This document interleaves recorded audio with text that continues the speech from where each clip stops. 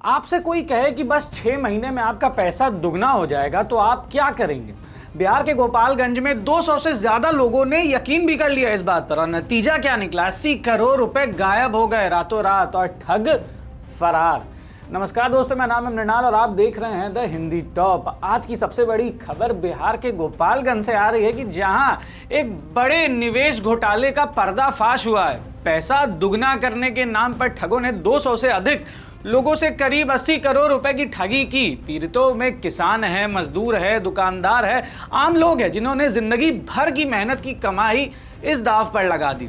Navbharat times की एक report के मुताबिक गोपालगंज में कुछ लोगों ने मिलकर एक निवेश स्कीम चलाई। लोगों को बुलाया गया, बड़े बड़े वादे किए गए, 6 महीने में पैसा दुगना, हर महीने अच्छा ब्याज मिलेगा जैसा वादा था। शुरुआत में जैसा हर पॉन्जी स्कीम में होता है, कुछ लोगों को पैसे मिले भी और यही सबसे बड़ा जाल था। पहले वाले खुश हुए, उन्होंने अपने रिश्तेदारों को, पड़ोसियों को भी बताया। धीरे धीरे नेटवर्क बड़ा होता गया, 200 से ज्यादा लोग इस जाल में फंसते चले गए और जब पैसे वापस मांगे तो ठग फरार हो गए। यहीं से शुरू हुई हेरा फेरी।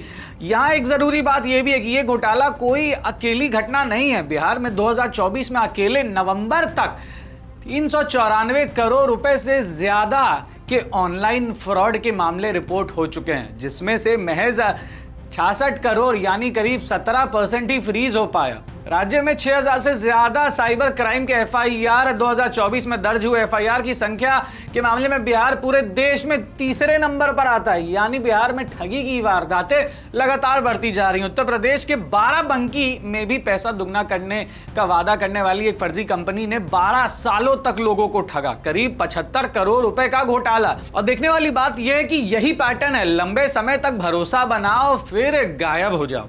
अब यहाँ पे एक बहुत जरूरी सवाल उठता है कि इस वक्त जब ये सब कुछ हो रहा है तो सरकार कहाँ है, प्रशासन किधर है?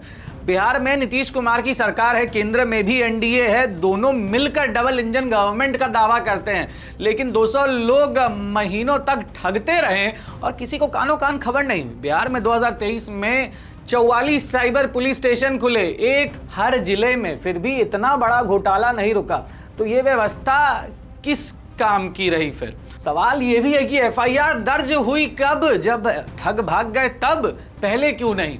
जब तक पुलिस एक्शन लेती है, पीड़ितों का पैसा कहां जाता है, ये जांच की सबसे बड़ी चुनौती है। रिसर्च बताती है कि पॉन्जी स्कीम के शिकार लोग ज्यादा भरोसेमंद होते हैं, उनमें फाइनेंशियल सेल्फ कंट्रोल कम होता है और वे जल्दी मुनाफे के लालच में आ जाते हैं।